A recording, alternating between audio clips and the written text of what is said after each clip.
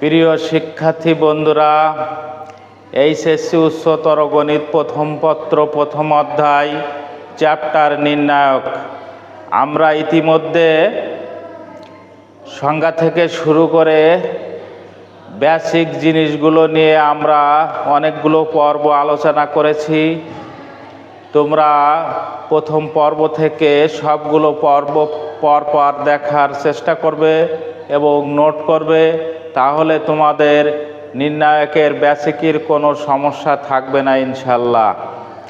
এখন অনুশীলনীর অঙ্ক শুরু করার আগে আমি কিছু টেকনিক তোমাদের লিখে দেব। সেটা হলো যে অনুশীলনের শুরুতে কিছু টেকনিক মনে রাখলে সহজে নির্ণায়কের বিস্তার আমরা করতে পারবো। সেই টেকনিকগুলো কি? সেই টেকনিক হলো 1 নম্বর, প্রথমে খেয়াল রাখতে হবে আলাদা আলাদা সারি বা কলামে কমন আছে কিনা।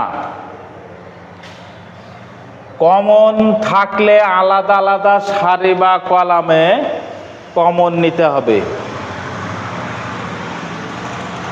2 নম্বর টেকনিক হলো সারি বা কলামে কমন না থাকলে সারি বা কলাম বরাবর পর দুটি বা একটি ভুক্তি শূন্য করার চেষ্টা করতে হবে। তারপরে এখানে লিখছি বিশেষ দ্রষ্টব্য 1 ও 2 নং পয়েন্ট বারবার স্মরণ করতে হবে, তাহলে সহজে নির্ণায়কের বিস্তার করা যাবে।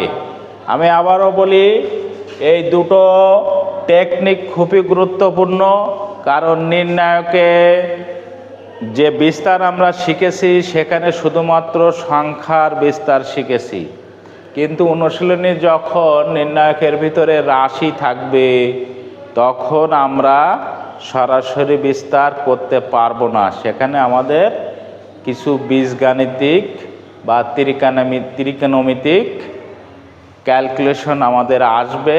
এ কারণে আমাদের নির্ণায়কের কিছু টেকনিক, যেমন আমি এখানে দিলাম, এটা তোমরা বারবার পড়বে এবং অনুশীলন করবে, তাহলে আমরা সহজে নির্ণায়কের বিস্তার করতে পারবো।